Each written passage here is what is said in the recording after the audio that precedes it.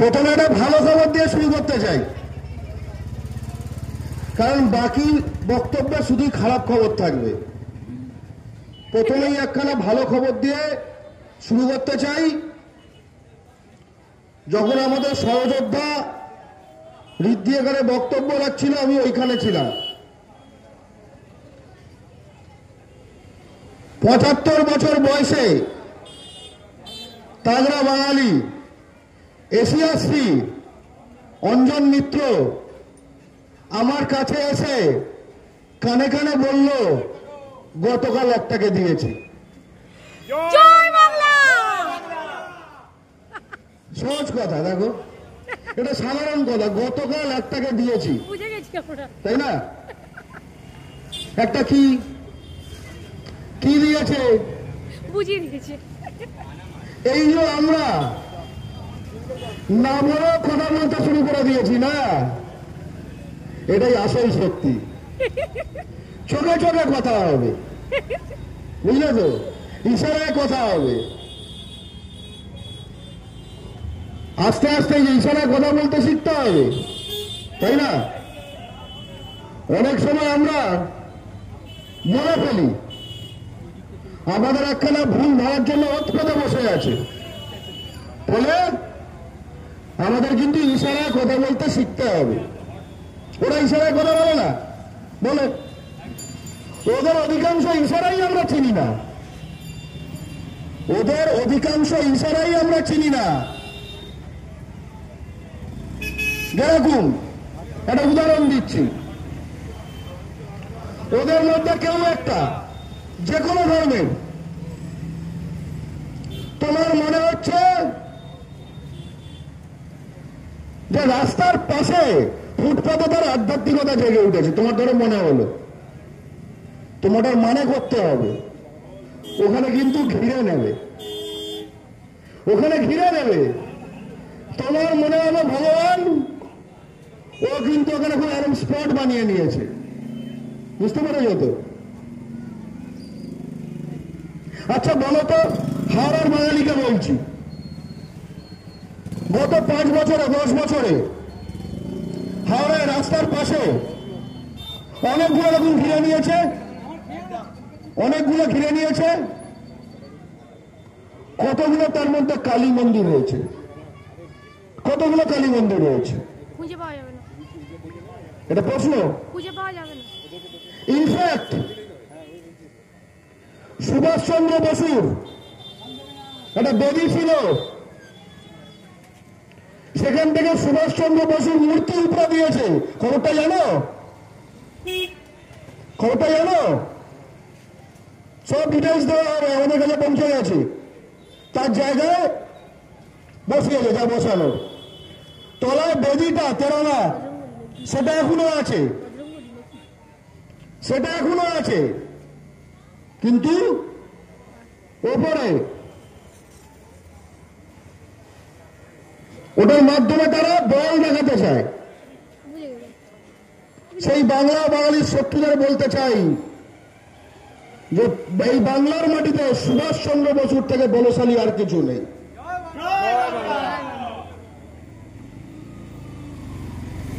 আসলে এই জিনিসগুলো করে না আমাদের একটা দুর্বল জায়গায় পড়ে। না না না, ঠিক আছে, ধর্মের ব্যাপার ঠিক আছে, আমরা মেনে নিই।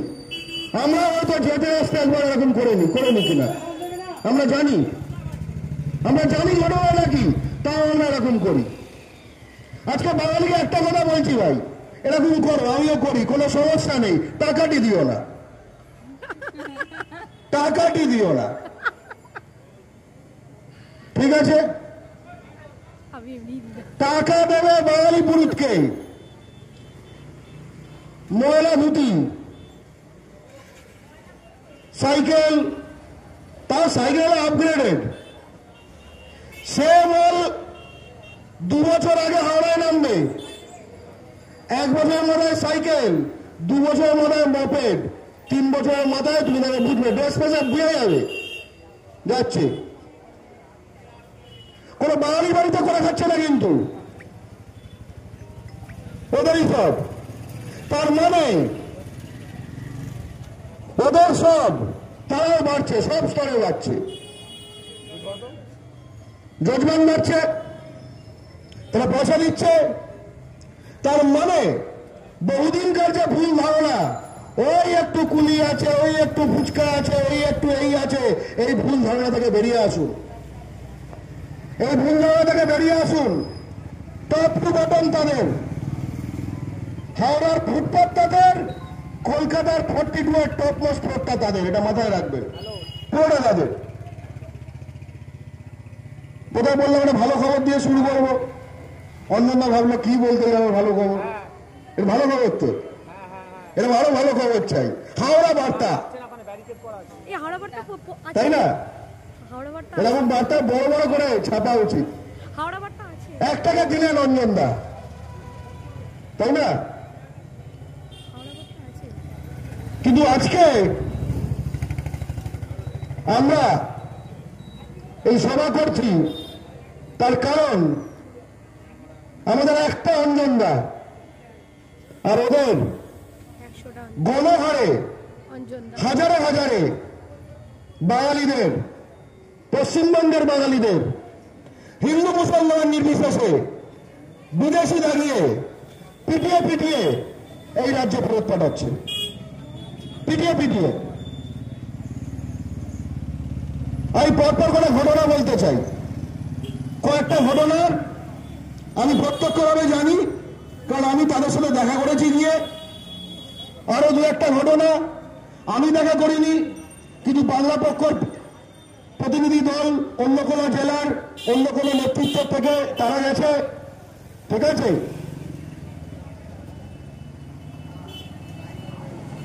প্রথম দেবাশিস দাস, হুগলির চুঁচড়োর, এখান থেকে খুব বেশি দূরে নয়, উড়িষ্যায় কাজ করতে গেছিল। ও উড়িষ্যা কেন কাজ করতে গেছিল? হুগলি একটা শিল্পাঞ্চল, ও উড়িষ্যায় কাজ করতে গেছিল কেন? এটা প্রথম প্রশ্ন, এটা প্রথম প্রশ্ন। হাওড়াকে বলা হয় প্রাচ্যের কি? শেফিল্ড। হ্যাঁ, এই যে এইটা যে মুখস্থ করে 1 নম্বর পেয়েছো, তা দিয়ে হাওড়ার শেফিল্ডে একটা চাকরি পেয়েছো? হ্যাঁ, এসব ফালতু জিনিসগুলো জেনে কি হবে? পুরো শেফিল্ড এখন ওদেরই ফিল্ড, মালিকও ওদের ফিল্ড, কর্মীরা ওদের ফিল্ড, কাউন্সিলর গুলো আস্তে আস্তে ওদের ফিল্ড হয়ে যাবে, ঠিক আছে? সব ওদের ফিল্ড, তোমার আবার ফিল্ড কি, তাই না? দেবাশিস দাস বলে পিটিয়ে পিটিয়ে ওখান থেকে দাঁড়িয়েছে চুঁচড়োয় পিপুলপাতি মোড়, হুগলি ঘাটের কাছে। সেখানে আমরা সভা করেছি বাইকে পাশে বসিয়ে। মুর্শিদাবাদে হিন্দু বাঙালিদের ওপর কদিন আগে, কয়েক মাস আগে, আপনারা সকলে জানেন, ওখানে সাম্প্রদায়িক দাঙ্গা হয়েছে, 2 জন হিন্দু বাঙালি নিহত হয়েছে দাস পরিবারে, জানেন তো? প্রথমে একদিন এক সাইড ধুয়ো দিল, আরেক সাইড ধুয়ো দিল, গরম হলো, এবং তারপরে লক্ষ্য করে দেখবেন শুধু গরম করা হচ্ছে। বাংলা পক্ষ কিন্তু বাংলার মাটিতে অন্য একখানা রাজনীতি করতে এসছে, একদমই অন্য রাজনীতি। বাংলার মাটিতে যে যে মুসলিম সাম্প্রদায়িক আছে, যে যে মুসলিম দাঙ্গাবাজ আছে,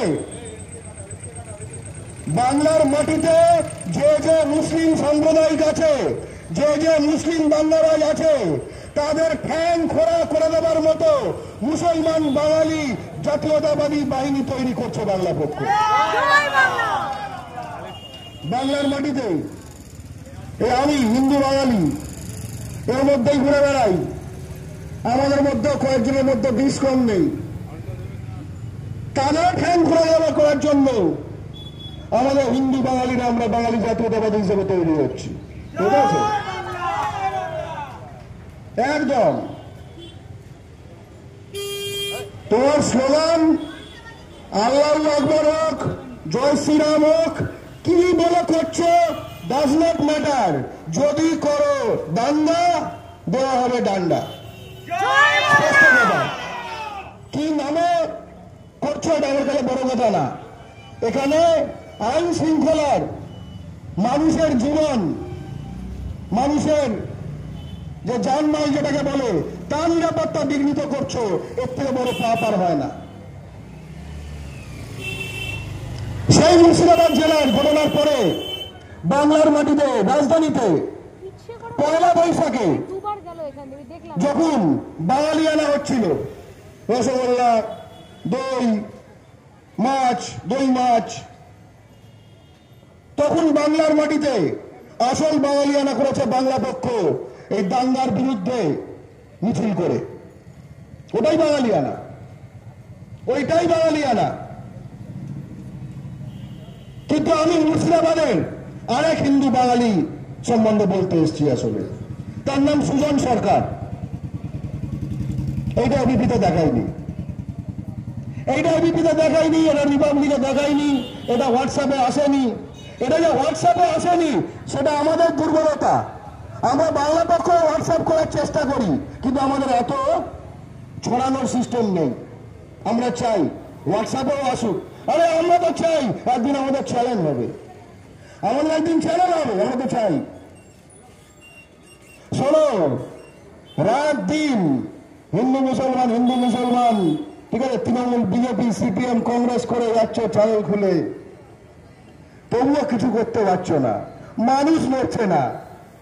যাই হোক, বাংলার একটা নিজস্ব একখানা ভঙ্গি আছে, কিন্তু বাংলা পক্ষ যদি চ্যানেল করে এক সপ্তাহ পর কি হবে? বাংলা পক্ষ যদি চ্যানেল করে, বাঙালি টিভি খুলেই আমরা যা বলছি যদি টিভিতে এইগুলো দেখাতে থাকে, এক সপ্তাহ পর কি হবে? যাই হোক, ভালো। সুজন সরকার মুর্শিদাবাদের শামশেরগঞ্জের হাঁপানির রোগী। ও কাজ করতে গেছিল উড়িষ্যার ঢেনকানাল বলে জায়গা আছে, এবং সেখানে প্লাস্টিকের মাল ফ্রি করত। প্লাস্টিকের মাল কেউ ফ্রি করেছেন কিনা জানি না, কিন্তু প্লাস্টিকের মাল ফ্রি করার একখানা বিষয় আছে। সেটা হচ্ছে যে সাইকেলে এরকম করে, সাইকেলে করে ফ্রি করা, সাইকেল আপনি এরকম ধরবেন, নিয়ে যাবেন, আর পেছনটায় জিনিসটা ডাই করা থাকবে, একটা ময়ূরের পেখমের মতো লাগবে সাইকেলটাকে। বুঝতে পারছেন তো? বুঝতে পেরেছেন? বেশি করে ওখানে বাধা থাকবে। তো সেইখানে ট্রাক্টর সারাই করছিল একজন ওখানকার লোকাল উড়িয়া। সে আমাদের সুজনকে ডাকে, সুজন সরকারকে সে ডাকে, ঠিক আছে? ডেকে প্রথম যে প্রশ্ন করে, সেই প্রশ্নটা হলো কোন স্টেট? পশ্চিমবঙ্গ, ওয়েস্ট বেঙ্গল। পরের প্রশ্ন খুব ডেঞ্জারাস প্রশ্ন, ইন্ডিয়ান না বাংলাদেশি?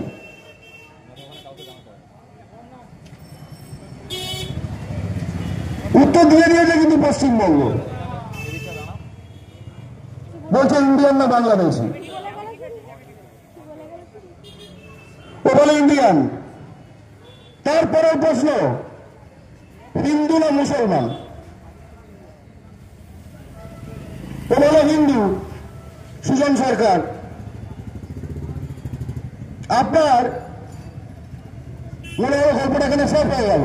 না, গল্পটা এখানে শেষ হচ্ছে না। তারপরের কথা, প্যান খুলে দেখা, রাস্তায় ঘটছে। ওদের আরো দু তিনটে লোকাল জুটে গেছে, মজা নিচ্ছে, হিংস্র মজা। তখন ইতস্তত করছে, ন্যাচারাল, কিন্তু ঘাবড়াও আছে। একটু কল্পনা করার চেষ্টা করবেন। তখন ওরা বলপূর্বক, জোর করে বলপূর্বক ও প্যান্ট টেনে খুলে নেয়। খোলা রাস্তায় নগ্ন করে দেবে, নগ্ন করে দেখলো, ভাবছিল যার নেই তা আছে, ভাবছিল যার নেই তা আছে, খুঁজছিল কাটা, দেখলো গোটা, তাই তো? তখনও গল্পটা শেষ হয়ে যেতে পারতো, তাই না? কত আশায় আশায় আছে না হিন্দু বাঙালি, যে কোনো একটা সময় ছেড়ে দেবো। হ্যাঁ, কত আশায় আশায় আছে না, সাসপেন্সের গল্প। তারপরের প্রশ্ন হনুমান চালিসা বল। হ্যাঁ, তারপরের প্রশ্ন হনুমান চালিসা বল।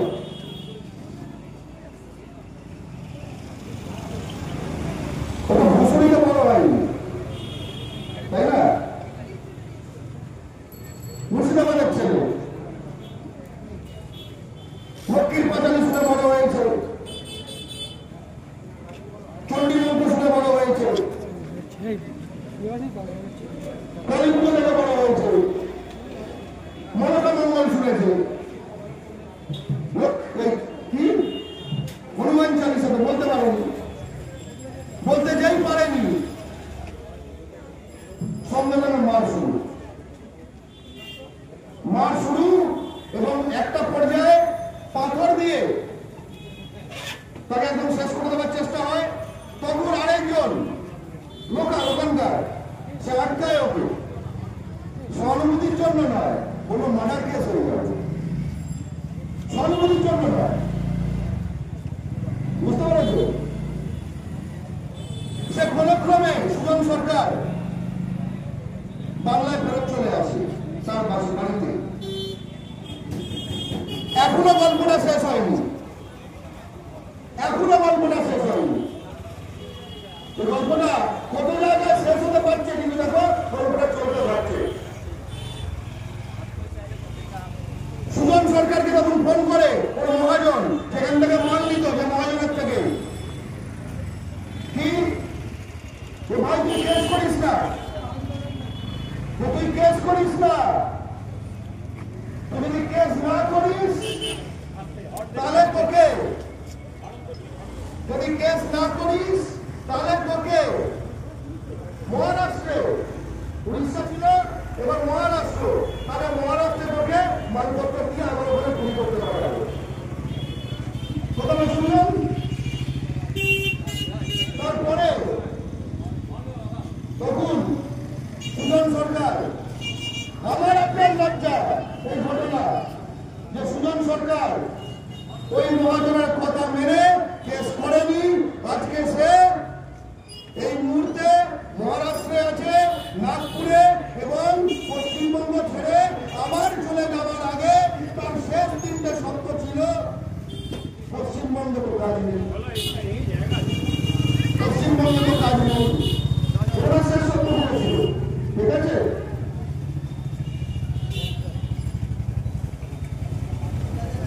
ওর যে বয়ান আমি পড়েছি সেখানে গল্পটা এখানে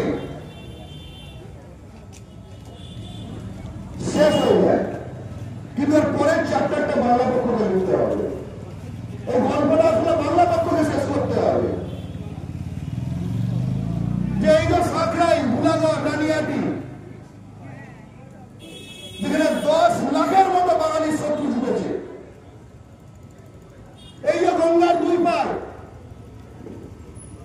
যেখানে লক্ষ লক্ষ বাঙালির শত্রু জুটেছে, বাবুলি করে শুরু করে আজকে বাঙালির বুকে পা তুলে দিয়েছে।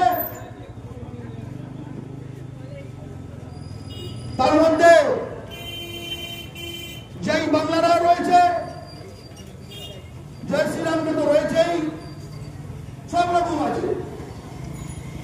ওরা দেখবেন সবে থেকে ইটপথে রাখবে, সিপিএমে দেখবেন এখন আর বাঙালি ছাড়া কেউ নেই, ওখানে কোনো মধু নেই, ওখানে কোনো মধু নেই, সিপিএম ফুল বাঙালি পার্টি হয়ে রয়েছে। ওই ডানকুনিতে পুরনো এনএইচ ধরে শ্রীরামপুর অব্দি এদিকে প্রায় কোলাঘাট অব্দি দুপারে যা যা আছে ওইখানে সুজন সরকারকে বসানোই তো চ্যাপ্টার শেষ করা। এই গঙ্গার দুপারে মুর্শিদাবাদের সুজন সরকার আর দেবাশিস দাসকে এনে বসানোই তো হচ্ছে আসল কাজটা, তাই না? আর দেবাশিস দাসকে হাওড়া অব্দি আসতে হবে কেন? যে জয়শ্রী আছে, জয়শ্রী টেক্সটাইল, জয়শ্রী যে কুলিং আছে, সেটা ধরে ধরে বাঙালিকে সরিয়ে দেওয়া হয়েছে এবং বহিরাগত ঢোকানো হয়েছে। ওখানে ঢুকবে দেবাশিস দাস, আমরা ঢোকাবো, আমরা ঢোকাবো। একখানা ধাক্কা দিলে এবার বলি পশ্চিম মেদিনীপুরে একটা ধাক্কা দিলে কেমন লাগে? বুদ্ধদেব বারিকের কথা। ওই মেদিনীপুরে বিদ্যালয়ের এক সময় পায়ের খড়ম তুলে বসছিল, মনে আছে? সাহেবের সামনে দেখাতে। সেই মেদিনীপুরে পিংলার বুদ্ধদেব বারিক আর তার 20 জন গ্রামের ভাই বন্ধু, তাদের পদবী জানা, তাদের পদবী মাঝি, আমরা দেখা করতে গেছিলাম। তাদের এমন পিটেছে যে গুজরাটের পুলিশের বুটের দাগ তার পিঠে লেগে গেছে।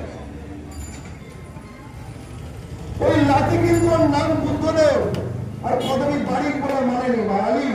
ওই লাঠি কিন্তু আমাদের প্রতিজনের বুকে পেটে মেরেছে, প্রতিজনের। তোমার বুকে মেরেছে, আমার বুকে মেরেছে। লাগেনি কেন? হাতে পাইনি।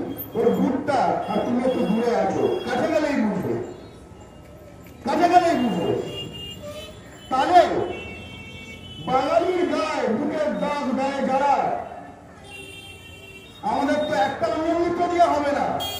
অনেকগুলো বাঙালি ছেলে চাই যারা ওই বুটের যে বুট হয়ে আছে বাঙালির গায়ে দাগ দেওয়ার জন্য তার গোড়ালি যারা মুছড়ে দেবে, তাই না? তার গোড়ালি যারা মুছড়ে দেবে, তাই না? একটু আগে দিদি আমাকে গল্পের বই উপহার দিল। ভূতের গল্পে দেখবে গোড়ালি এরকম ঘুরে গেছে, ওইরকম বডি সামনে ওইরকম। আমি বলতে চাই আমির শেখের কথা। আমি গেছিলাম মালদার কালিয়াচক, ডেঞ্জারাস গল্প। কি 21 বছরের ছেলে, জীবনে কোথাও যায়নি, মালদা থেকে কলকাতাও আসেনি, কাজ করতে পেরে ওই যা হয় গ্রামের আশপাশের 10 জন 15 জন ঠিক করলো ওখানে একটা কেউ আছে চেনা জানা, রাজস্থানে গেছে। রাজস্থান আচ্ছা, এখানে বন্যা তো, হ্যাঁ, মোটামুটি ইস্ট বেঙ্গল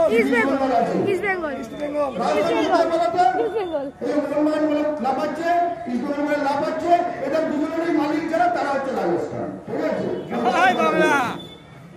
তাদের কথা বলছি।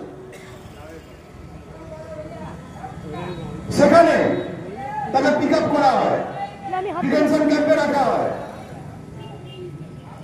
সেখান থেকে ওরা বলে যে ভাই আমি, তুমি আমার বাড়িতে যোগাযোগ করো, সব আছে কাগজপত্র,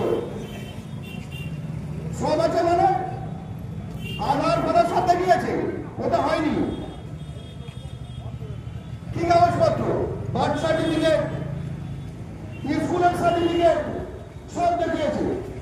আমি যখন বসে আছি, ওর বাবা দেখাচ্ছে যে ওখানকার যে ডিটেনশন ক্যাম্পে যে পুলিশ যারা ধরেছে কমিউনিকেট করছে তাদেরকে, এমনকি ভিডিও কলে ওদের এলাকায় পারমাণিক বলে স্কুল আছে, সে পারমাণিক স্কুলের সামনে ভিডিও কলে দেখাচ্ছে। আর কি করবে? আর কি করতে পারে? কি করতে পারে? তারপরে হঠাৎ আর কোনো কথাবার্তা নেই। এর পরের ভিডিও কল আসে, আর রাজস্থান থেকে নয়, এর পরের ভিডিও কলটা আসে বাংলাদেশ থেকে। আমির শেখকে ধরে ট্রেনে করে বিএসএফ এর কাছে চালান করেছে। বিএসএফ ওকে ল্যান্ডা করে একটা জেসিবিতে ধরে ছুড়ে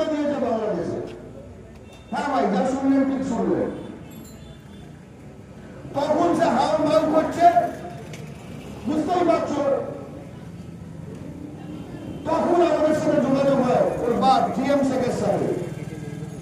আমরা বিষয়টাকে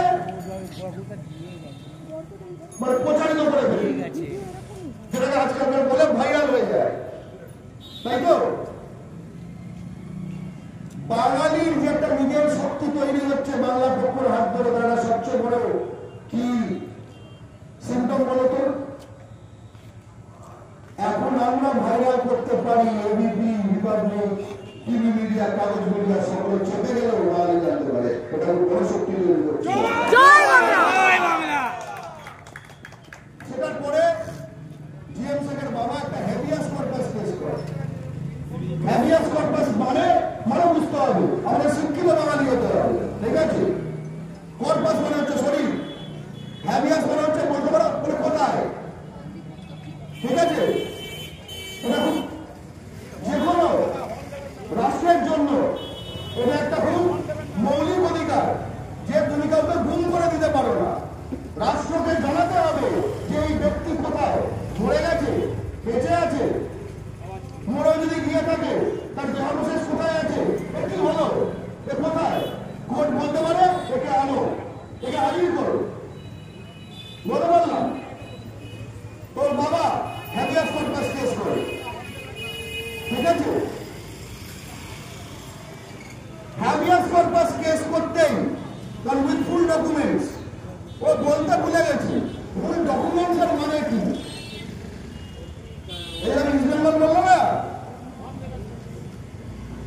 আর যারা মোহনবাগানও বলেছ সকলে একটু মনে মনে ভাবো তো 1941 এর ডকুমেন্টস আছে, খুব কম মনে থাকবে, আপার কাস্টও থাকবে, ঠাকুরদার পাকা বাড়িগুলো থাকবে, এছাড়া অধিকাংশ মানুষের থাকবে না। এটা বাস্তব, ঠিক আছে?